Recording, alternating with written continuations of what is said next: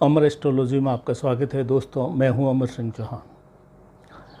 आज हम एक नया वीडियो प्रस्तुत कर रहे हैं और ये वीडियो जो है उस वीडियो की श्रृंखला में है जो पवित्र आत्मा के शीर्षक से हमने आज से लगभग 6 महीने पहले बनाया था।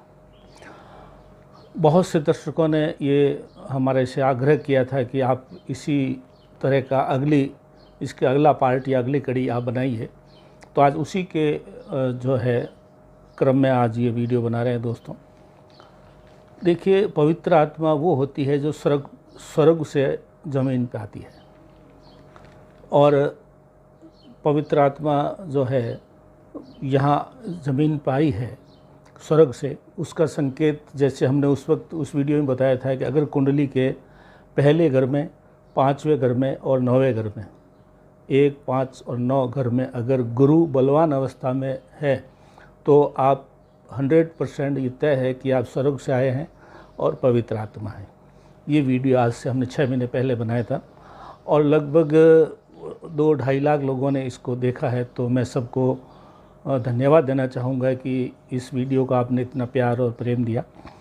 इसी के आगे का एक हम वीडियो आज बनाने जा रहे हैं जो कुछ लोगों ने हमें ये बताया था कि आप इसमें कुछ और आगे बताइए।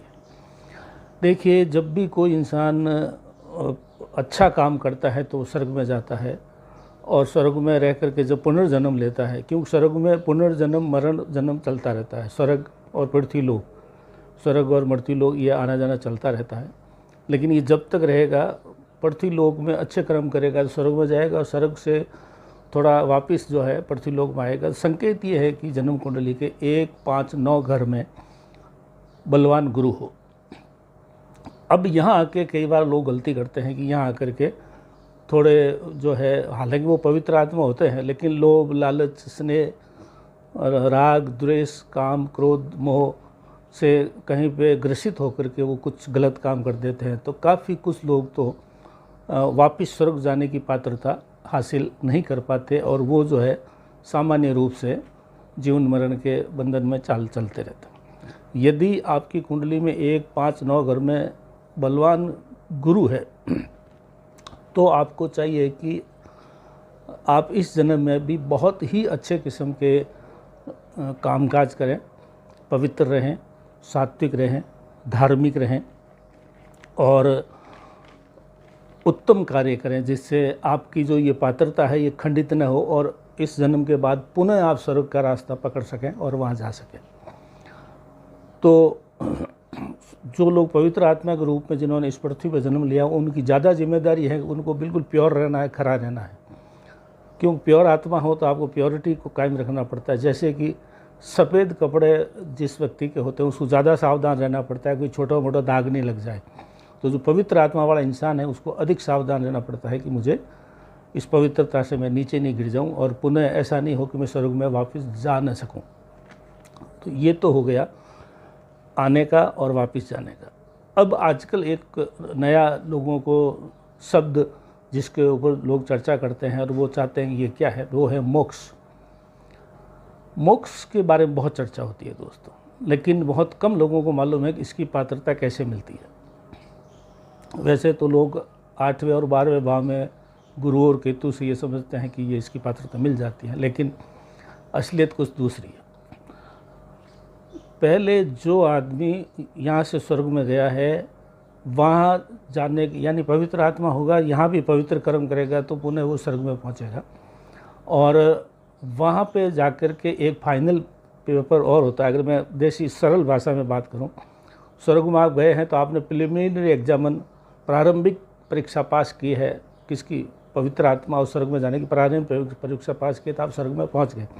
वहां जाकर के एक फाइनल एग्ज़ाम और होता है, सरल भाषा में समझा रहा हूं। वो फाइनल एग्ज़ाम आप पास करते हैं तो आप मोक्ष की तरफ जाते हैं। यानी अगर आपको मोक्ष में जाना है तो वाया स्वर्ग ही रास्ता है, सीधा कोई रास्ता नहीं है। तो पहले आपको पवित्रता बनाए रखनी पड़ेगी, अच्छे किस्म के काम करने पड़ेंगे, उत्तम ढंग से रहना पड़ेगा, सात्विक, धार्मिक, पवित्रतम रह करके आप यहाँ जीवन गुजारेंगे तो आप स्वर्ग में जाएंगे। वहाँ से फिर परीक्षा होगी, वो परीक्षा पास करेंगे तो आपको मोक्ष में जाने पड़ेगा। मोक्ष में जाने के बाद में क्या होता है, जीवन मरण से मुक्ति मिल जाती है। स्वर्ग में गया हुआ आदमी तो वापस कई बार मृत्यु लोक में आ जाता है, फिर यहाँ अच्छा काम करता है तो वापस स्वर्ग में जाता है। ये जीवन मरण स्वर्ग वाले का तो चढ़ता रहता है, लेकिन जब आदमी स्वर्ग से मोक्ष में चला जाता है, जीवन मरण से मुक्ति मिल जाती है। वो कब मिलती है? जब पाप और पुण्य बराबर हो जाते हैं, बैलेंस जीरो हो जाता है, ना पाप है ना पुण्य, तो वो स्वर्ग की तरफ चला जाता है।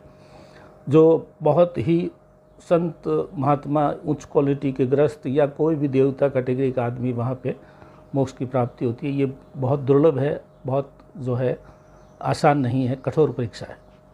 इसलिए पहले आप पवित्रता बनाए रखें, पवित्र आत्मा के रूप में जीवन जिएं, अच्छा जीवन जिएं, तब आप स्वर्ग प्राप्त करेंगे। स्वर्ग प्राप्त करने के बाद मोक्ष में जाया जा सकता है। स्वर्ग मोक्ष का रास्ता कोई यहाँ से मृत्यु लोक से सीधा मोक्ष का कोई रास्ता नहीं है, वाया स्वर्ग है। तो आज का वीडियो हमारे पास में ये जो लोगों की धारणा थी कि हमें बताएं कि किस प्रकार से जो है हम इस पवित्र आत्मा वाले से आगे वाला स्टेप क्या है, वो आज हमने बताया। पवित्र आत्मा आप इसलिए हैं, पुनः रिपीट करता हूँ, पवित्र आत्मा आप इसलिए हैं क्योंकि आपने पूर्व जन्म में अच्छे काम किए थे। कुंडली में संकेत ये है कि 1, 5, 9 में गुरु बलवान है तो आप पवित्र आत्मा के रूप में है। तो अब आप इस जन्म में और भी अच्छे ढंग से रहना है, पवित्रता बनाए रखनी है, तो आप वापस स्वर्ग में जाएंगे। और इससे कुछ और अच्छे कुछ किए हैं तो स्वर्ग में जो है अंतिम परीक्षा होगी, उस परीक्षा से आपको स्वर्ग से मोक्ष में शिफ्ट कर दिया जाएगा। अन्यथा वापस पृथ्वी पर आते रहेंगे तो वो जीवन मरण चलता रहेगा। तो आज का वीडियो है दोस्तों कि मोक्ष में जाने के लिए वाया स्वर्ग ही रास्ता है, सीधा मोक्ष का कोई रास्ता नहीं है।